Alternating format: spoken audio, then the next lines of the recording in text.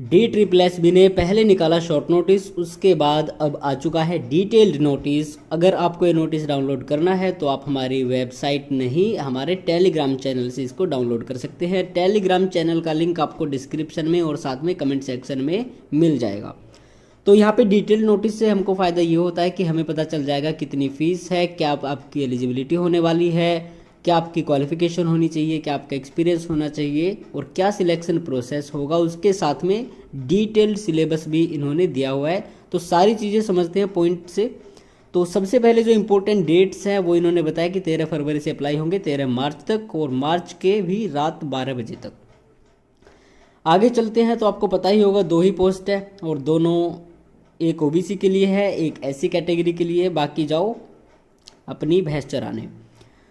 तो यहाँ पे आता है जी, ये पीडब्ल्यूबीडी कैटेगरीज के लिए हालांकि कोई वैकेंसी नहीं है, फिर भी अगर आने वाले टाइम में अगर कोई वैकेंसी ऐड होती है तो ये सूटेबल है इन कैटेगरीज के लिए, आप देख सकते हैं। और अब जो क्वालिफिकेशन एलिजिबिलिटी इन्होंने बताई है, एसेंशियल में देखो, अगर एमए हिंदी है तो इंग्लिश आपका ग्रेजुएशन में होना चाहिए, इलेक्टिव या कंपलसरी या फिर medium of examination. MA English है तो हिंदी इसी तरह होना चाहिए।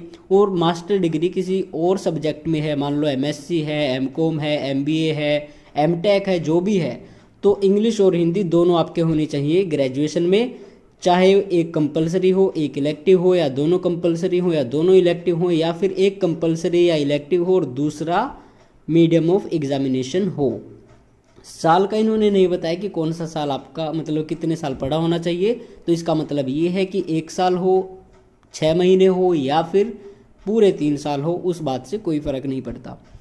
आगे फिर कहते हैं कि आपके पास डिज़ायरेबल है हिंदी टर्मिनोलॉजीज़ का, तो सभी को ज्ञान होता है, तो ये खाम में ऐड कर रखी। बाकी मॉडर्न लैंग्वेज अगर हिंदी के अलावा कोई आती है तो। एक्सपीरियंस की बात करें तो यहाँ पे अगर आपके पास diploma certificate course in translation है तो वो भी एलिजिबल है। अगर आपके पास 2 साल का एक्सपीरियंस है तो वो भी एलिजिबल है।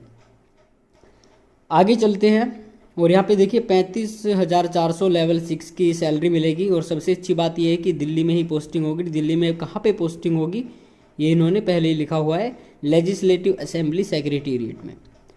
आगे चलते हैं तो यहाँ पे है एजुकेशनल क्वालिफिकेशन, एज, एक्सपीरियंस, ये सब कुछ एटसेट्रा एटसेट्रा आपका कंप्लीट होना चाहिए 13/3/2024 तक। उसके बाद अगर आपका कोई रिजल्ट आता है एसेंशियल क्वालिफिकेशन का तो फिर आपका वो कंसीडर नहीं करेंगे।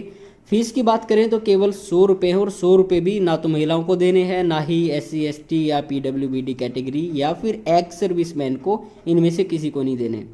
आगे एग्जामिनेशन स्कीम की बात करें तो यहाँ पे देखिए 2 टीयर होंगे, और 2 टीयर में, पहले टीयर में तो क्या होगा वो समझ लेते हैं। सबसे बढ़िया बात यहाँ पे आपके लिए ये है कि आपका डिस्क्रिप्टिव नहीं होगा जैसे SSC में होता है।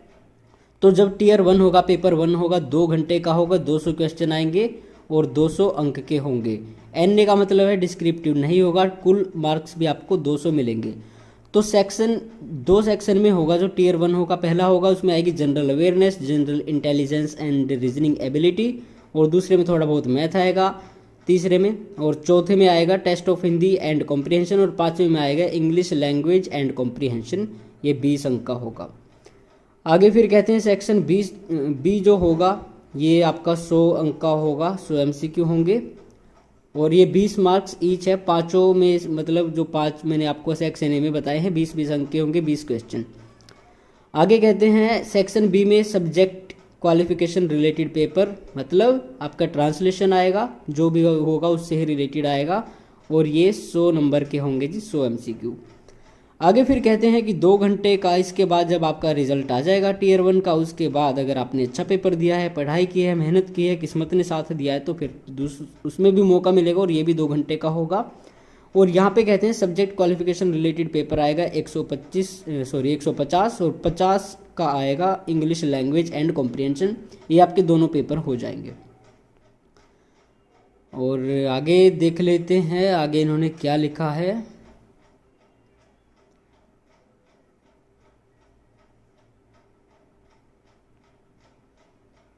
चलिए, नेगेटिव मार्किंग देखना है तो नेगेटिव मार्किंग इन्होंने लिखा है नंबर 6 पे।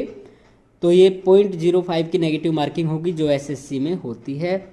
और selection process, mode of selection इन्होंने लिखा है कि टीयर 1 और टीयर 2 दोनों का ही मतलब एग्रीगेट करके आपकी कट ऑफ बनाई जाएगी।